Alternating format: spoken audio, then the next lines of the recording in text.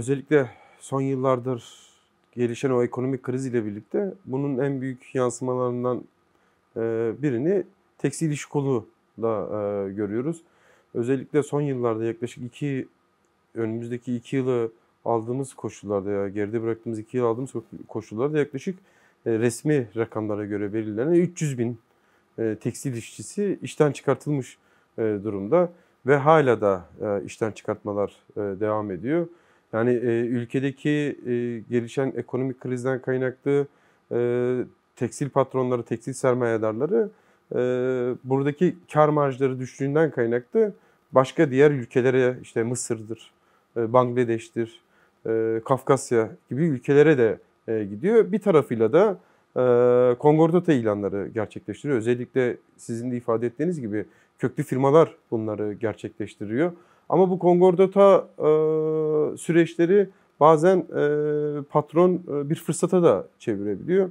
Çünkü iş yerini batık gösterip ve ardından tüm işçilerin kıdem tazminatlarından ve alacaklarından kurtuluyor. Aynı şirket bir zaman sonra ihale usulüyle tekrardan satışa sunuluyor ve genelde de o satışa sunulduğu esnada aynı patron o şirketi temiz bir şekilde, borçsuz bir şekilde tekrardan geri alıyor.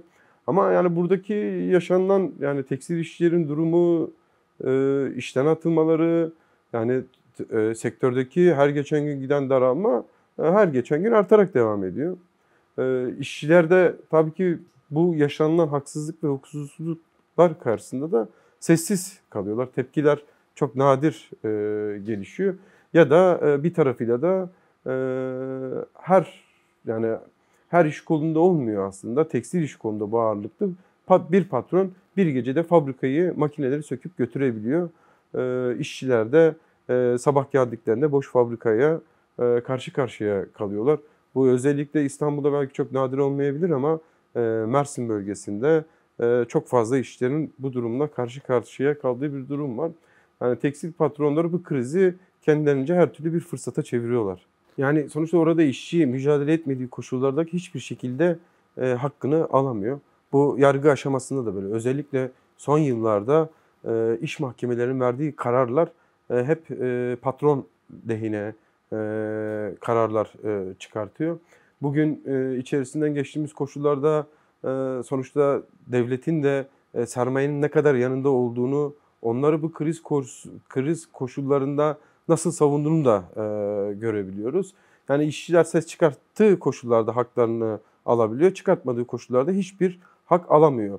Yani bu hem mahkeme kararları da genelde hep patronları aklayan, onları koruyan kararlar açığa çıkartılıyor. Özellikle şunu da vurgulamak istiyorum. Bugün gerçekleşti.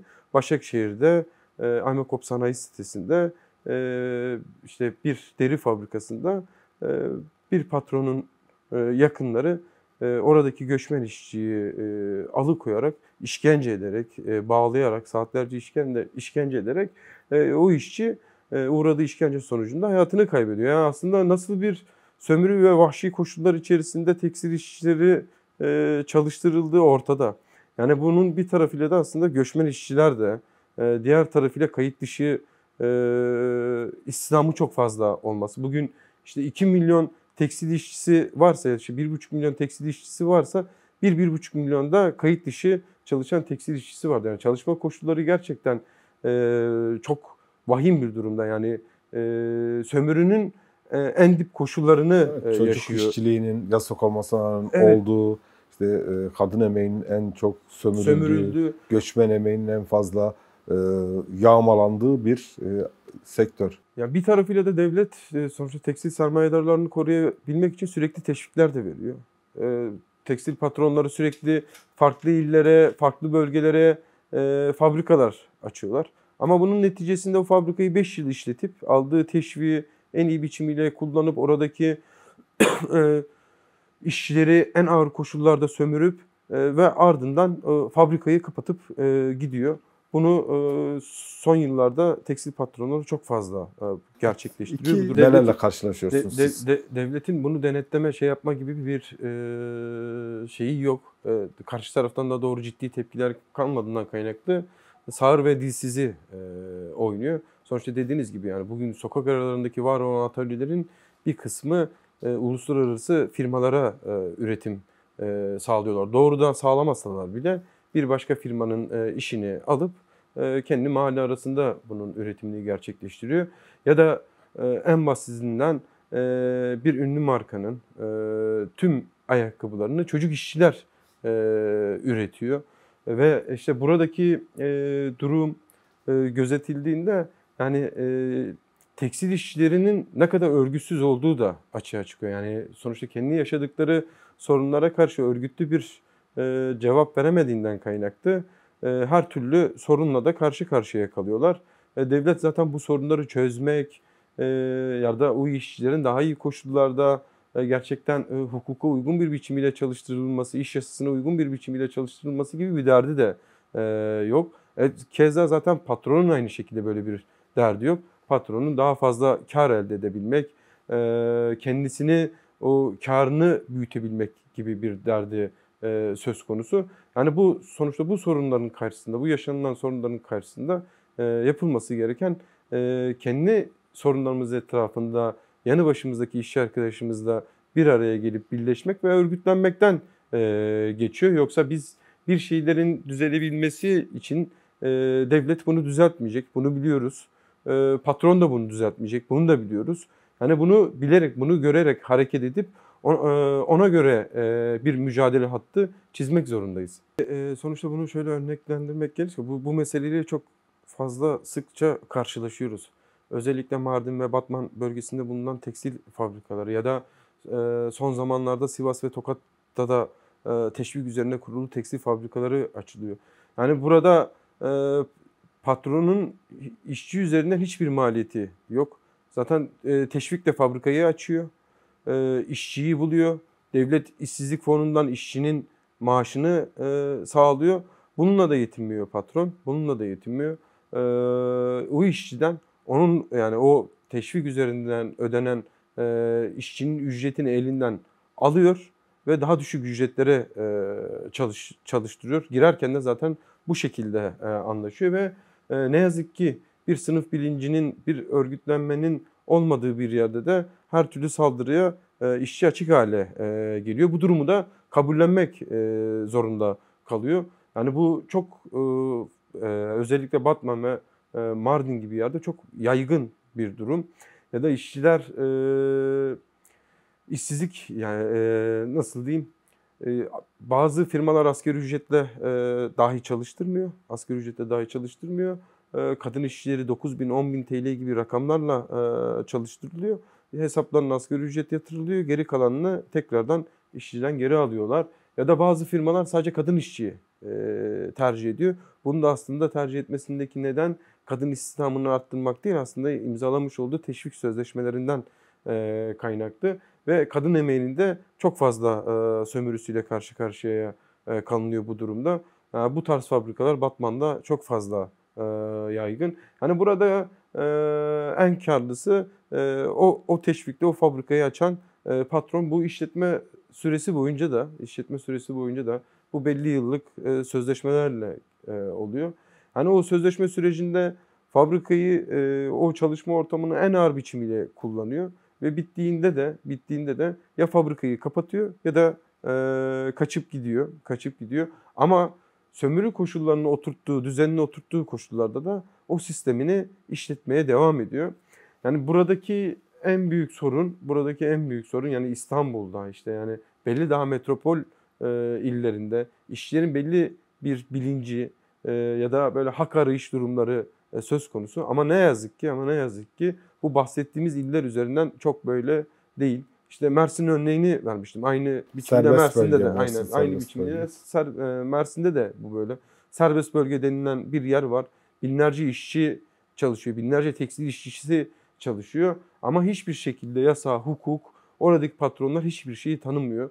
Yani sonuçta bu gücü de kendi istediklerinden kaynaklı değil. Tam da işte AKP iktidarının uyguladığı politikalardan, AKP iktidarının tüm sermaye düzeninin nasıl desteklediği ortada ve onlardan doğru alıyorlar ve oradan doğru tüm saldırı politikalarını işletiyorlar. O çalışma koşullarını işçilere reva görüyorlar. İşte o çalışma koşulları içerisinde işçileri katlediyorlar, öldürüyorlar. Yani durum böyle. Yani bu durum karşısında sonuçta biz Devrimci Tekstil İşçileri Sendikası olarak örgütlenme çalışmalarımızı yürütüyoruz. Ya da işçilere bir araya geliyoruz, toplantılarımızı gerçekleştiriyoruz. Ama biz bu bir araya gelişlerimizi daha sık yapmak durumundayız.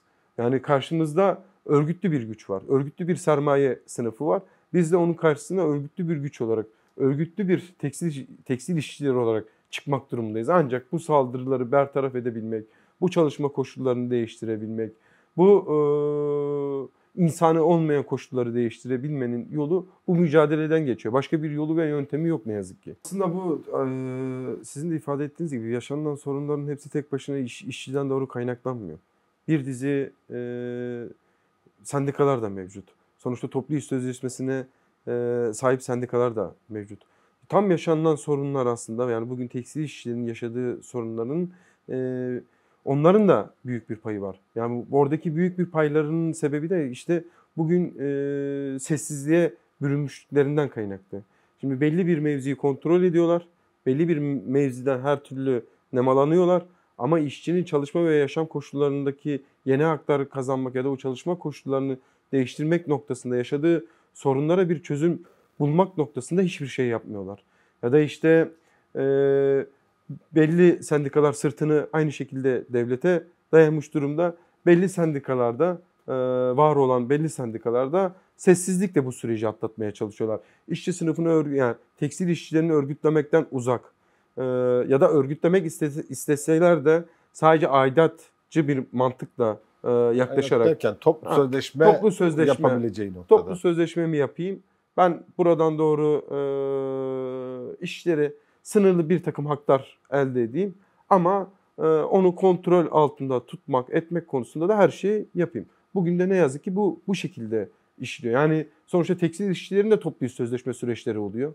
Ama bu toplu iş sözleşme süreçleri hiçbir şekilde medyada yer bulunmuyor. Yani bu tekstil toplu iş sözleşme süreçleri tamamıyla tekstil patronları ve sendikalar arasında gizli kapılar ardında yürütülüyor. Şeffaf bir şekilde yürütülmüyor. İşçiler de, yani tekstil toplu iş sözleşmesi içerisinde yer alan fabrikalardaki çalışan işçilerin de o toplu iş sözleşmesinde imzaladıktan sonra haberleri oluyor.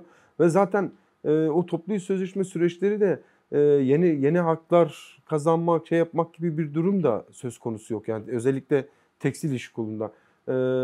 Var olanı korumaya çalışıyor, var olanı da koruyamayıp toplu iş sözleşmesindeki haklar da bir elden gidiliyor. Ama ne yazık ki oradaki bulunan sendikalar bu durum karşısında dahi ses çıkartmıyor. Yani bunun nedeni de tamam, örgütlü, kendi bünyesinde bulunan bir örgütlü işçi var. Ama bu oradaki örgütlü işçi sadece tırnak içerisinde örgütlü. Sendikal anlamda örgütlü, oraya üye. Gerçek anlamda örgütlü değil. Bir bilinci yok. Sorgulanmıyor. Yani bu süreç nasıl işletiliyor? Süreç ne durumda? Nasıl haklar kazanacağız? Ne yapacağız? Yani bir MES sürecindeki metal işçilerinin işte önümüzdeki dönemde onların da toplu iş sözleşmeleri gerçekleşecek. Orada en azından metal işçilerin belli bir bilinci var. Belli bir örgütlülük düzeyi var. İşçiler sendikalara baskı uygulayabiliyor. Ama ne yazık ki tekstil iş konuda bu böyle değil. Tamamıyla sendikalar ve patronlar arasında yürütülen bir toplu iş sözleşme süreci oluyor. Bürokrasi. Yani sonuçta toplamında yüz binlerce metal işçisini kapsayan bir toplu iş sözleşme süreci. Ama bir bakımıyla da aslında milyonlarca işçiyi ilgilendirecek bir toplu iş sözleşme süreci. Şimdi önümüzdeki aylardan itibaren başlayacak. Şimdi belli Türk Metal Sendikası kendi içinde fabrikalarda anketler gerçekleştirerek, sözde anketler gerçekleştirerek, işçinin iradesini sözde yansıtarak oranlar çıkartmaya çalışılıyor. Ama kamu çerçeve protokolünde olduğu gibi, kamu emekçilerin sözleşmesinde olduğu gibi metal işçilerine de sefaleti dayatacaklar. Yani burada geçmişte kamu işçilerinin örgütlü bir düzeyi vardı. Örgütlü bir düzeyi vardı. Ama işte bugün içerisinden geçtiğimiz koşullarda dayatılan sefalete karşı yeterince bir ses çıkartılamadı. Aynı şekilde kamu çerçeve protokolünde belli iş kollarındaki işçiler ses çıkarttılar yaşadıkları süreçlere, şunlara bunlara. Ama sonuçta bulundukları sendika onları bir sınırda tuttu. Onları bir sınırda tuttu. Yani Türk İş belki bu zamana kadar yapmadığı bir şeyi yapmak durumunda kaldı. AKP il göstermelik de olsa AKP il binalarının önüne gidip ya da belli merkezi noktalarda çıkıp belli basın açıklamaları gerçekleştirdiler. Bunun da hepsinin nedeni tabanındaki rahatsızlıktan kaynaklı. Yani o rahatsızlığı, o öfkeyi kontrol etmek, dizginlemek için her türlü yolu ve yöntemi de izliyorlar. Aynı şekilde MES sürecinde de bunu yapacaklar. Sonuçta oradaki o MES sürecindeki toplu sözleşme sürecinde yetkili tek sendika Türk Metal Sendikası. Geçmiş dönemlerde metal işçilerini birçok kez sattılar sözleşme masasında. Yine aynı yol ve yöntemi izlemeye çalışıyorlar. Yani buradaki yapılması gereken sonuçta metal işçileri kamu emekçilerin toplu iş sözleşmesinde de kamu çerçeve politikalarındaki açığa çıkan sorunlarda da kendilerine ders çıkartmak zorundalar.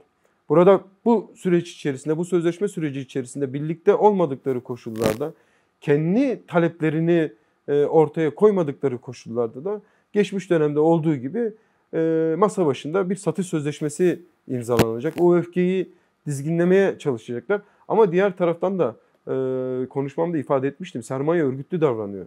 Yani örgütlü hareket ediyor. Bilinçsiz hareket etmiyor. Ve uzun bir süredir metal işçilerinde de bunu oluşturdular. İşten atılma korkuları var işçilerin bir tarafıyla da. Bu yaratılan ekonomik kriz koşullarından kaynaklı işten atılma korkuları var. Ve bu korkudan kaynaklı bir tarafıyla da bastırılmaya çalışılıyor. Şimdi %25'lik, %28'lik gibi bir rakamlar konuşuluyor.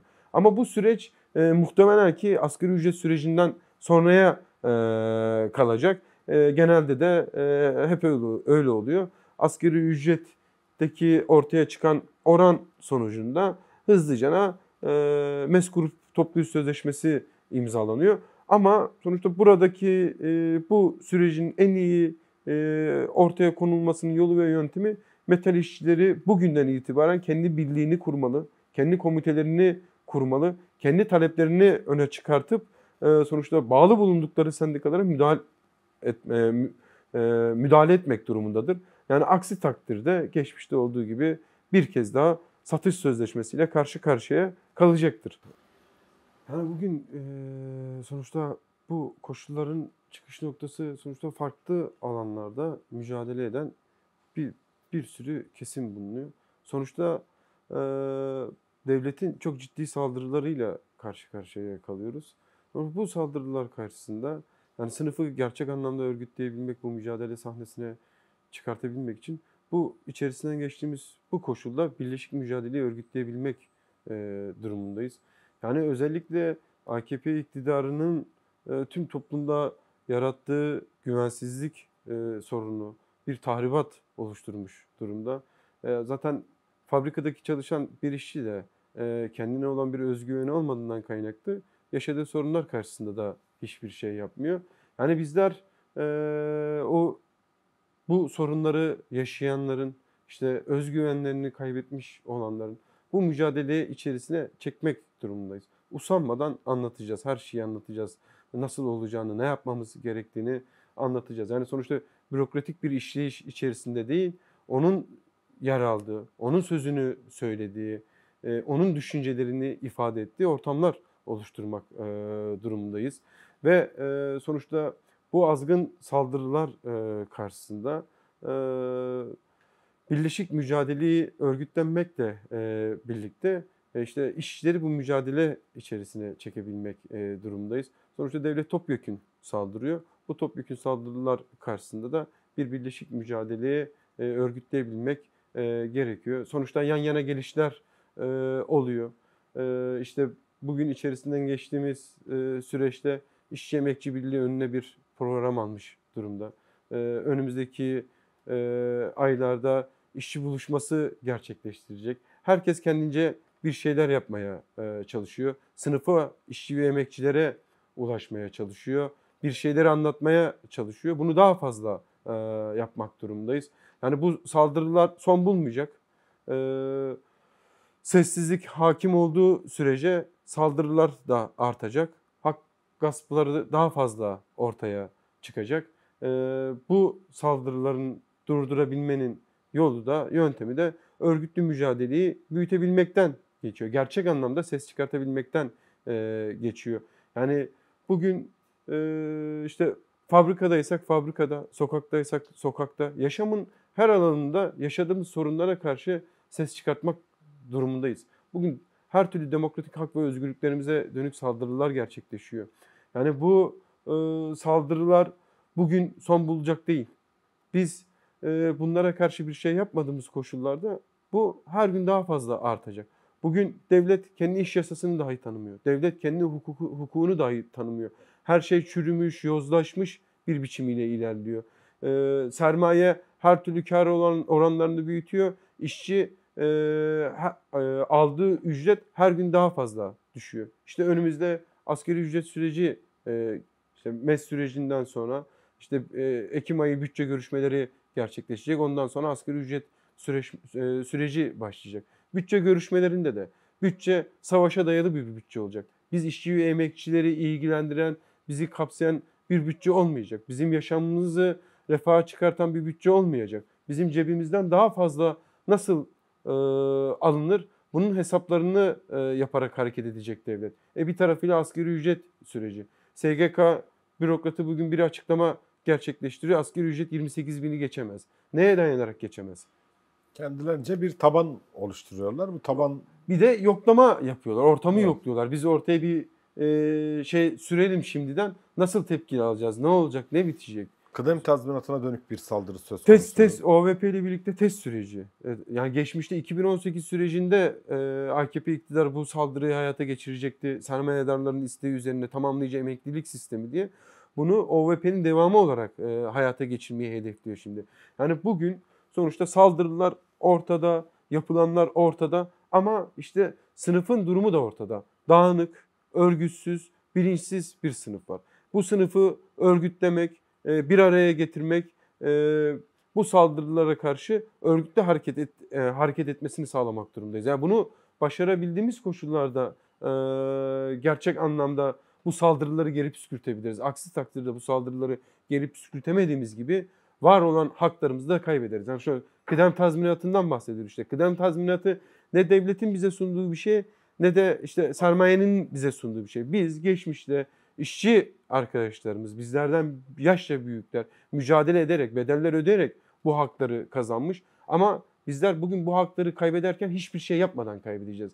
Bu haklarımızı korumalı, yeni hakları da kazanmanın yolu da bu mücadeleden geçiyor. Dişe diş vereceğimiz mücadeleden geçiyor. Bunu işte fabrikalarımızda komitelerimizi kuracağız. Yaşamın her alanında komitelerimizi kurup kendi sözümüzün olduğu, işçi arkadaşlarımızın sözünü söylediği, hep birlikte oturup karar aldığımız bir mücadeleyi örgütleyebilmek durumundayız. Yani evet dediğiniz gibi sonuçta sadece tekstil iş kolunda ya da diğer iş kollarında değil, toplamında aslında büyük sorunlarla karşı karşıyayız. Yani herkes yani örgütsüz de olsa ama o ücretini alamadığından kaynaklı kendince bir şeyler yapmaya çalışıyor. Araştırıyor, ediyor, bakıyor ne olur, nasıl olur bu yoluyla şey yapıyor. İşte yani burada da ifade ettiğiniz gibi bir şey yaptığı anda karşısında direkt devleti görüyor. İşte inşaat işçileri haklarını isteyecekler patrondan, yetkili firmadan, yetkili firmayla görüşemeden önüne jandarma diziliyor. Ya da bir başka iş konuda görüşemeden önüne çevik kuvvet diziliyor. Yani zaten bu tablo gösteriyor devletin nasıl bir politika çizdiğini, kimin yanında olduğunu. Bu tablolar anlatıyor. Ama bir taraftan da sonuçta şeyi de görüyor devlet ve sermaye. İşçi sınıfının ne kadar dağınık ve örgütsüz olduğunu da görüyor. İşçi kendince belli noktalarda bir şeyler yapmaya çalışıyor. Sesini çok duyurabildiğinde, bir hava oluşturabildiğinde hak edişlerini alabiliyor. Ama bunu yapamadığında, toplumsal bir şeye çeviremediğinde hak edişlerini alamıyor. Yani geçmişte işte havalimanı direnişi var inşaat işçilerin. Yaşadıkları o ağır çalışma koşullarını bırakalım. Ağır çalışma koşullarını bırakalım. Sağlıksız ortamlara karşı, ödenmeyen ücretlere karşı başlattıkları direniş jandarma zoruyla bastırıldı. Ya da işte geçtiğimiz günlerde Çevre ve Şehircilik Bakanı deprem alanını ziyaret ediyor. Orada inşaat işçilerine diyor gerekirse 7/24 çalışacaksınız diyor. Yani Onların işçilere bakış açısı tamamıyla karşılarında bir köle var. Bizim her dediğimizi yapacak, bizlere biat edecek, verdiğimiz 3 kuruşa da razı olacak. Ha, bu 3 kuruşu da ister veririz ister vermeyiz. Onların kendi keyiflerine kalmış. Nasıl ödeyecekleri edecekleri. Bu her çalışma ortamında yaşanılan bir durum. Ama özellikle tekstil ve inşaat bundan daha fazla muzdarip durumda. Daha fazla karşı karşıya kalıyor bu sorunlarla. Herkes bu sorunlarla karşı karşıya kalıyor. Ya da işte süpermarketlerde çalışan işçiler, market işçilerinin durumları, tabloları da ortada. Ağır çalışma koşullarıyla karşı karşıya kalıyorlar. Tüm Şeyleri işçiler indiriyorlar, neredeyse en diyorlar. altta Ama eşitlenmiş. toplamına baktığımızda işte ne kadar dağınık ve örgütsüz olduklarını bize gösteriyor. Bizim buradaki meselemiz bu dağınık tabloyu derli toplu bir hale getirebilmek, örgütlü bir hale getirebilmek. Yani aksi takdirde sorunlarımızı saymakla bitiremeyeceğiz. Bir dizi sorunlar sayarız, başka sorunlar da sayarız. Sorunlarımız bitmeyecek. Önemli olan bu sorunlara karşı neler yapabileceğimiz, nasıl bir mücadele hattı ortaya çıkartabileceğimiz, bunu başarabildiğimiz koşullarda belli bir ileriye sıçrama elde edebiliriz. Yoksa başaramadığımız koşullarda kendi yerimizde de durup sayarız. Yani bir İşte İşçi Emekçi Birliği'nin aslında yan yana gelmesinin nedeni pandemi döneminde 7 tane direnişçi işçilerin çağrısıyla mitingler düzenlenmişti. Ardından devrimci kurumlar, sendikalar, emek örgütleri içerisinde yer alarak İşçi Emekçi Birliği'ni kurulduydu. O süreçte zaten biz de Devrimci Tekstil İşçileri Sendikası olarak da içerisinde yer almıştık. Bu süreçte de arkadaşlarımızla bu işçi buluşmasına davet ediyorlar. Tüm sendikalara, mücadeleci sendikalara davetlerini ilettiler. Biz de gerçekleştirecekleri toplantıya katılım sağlayacağız. Sonuçta oradaki bileşen, var olan birleşen devrimci hareketler de mevcut, sendikalar da mevcut, emek örgütleri de mevcut. Bu yaşanılan sürece birlikte bir şeyler, sınıf cephesinden doğru birlikte bir şeyler yapmaya çalışıyorlar. Mücadeleyi örgütlemeye çalışıyorlar. Önemli sonuçta adımlar gösteriyorlar. Sadece bu ülkede sadece sendikaların veyahut da siyasi partilerin miting yapabilir dedikleri yerde işte direnişçi işçiler, emek örgütleri, devrimci kurumlar yan yana gelerek miting yapılabiliyormuş. Bunu gösterdiler ve 3-4 yıldır bunu sürdürüyorlar ve önümüzdeki süreçte de önümüzdeki ayda da bir işçi buluşması şeklinde bir programı olacak İşçi Emekçi Birliği'nin. Sonuçta buralardan doğru yani herkes kendinde evet bir sınıf cephesinden doğru bir mücadele yürütüyor, bir şeyler yapmaya çalışıyor, emek ortaya koyuyor.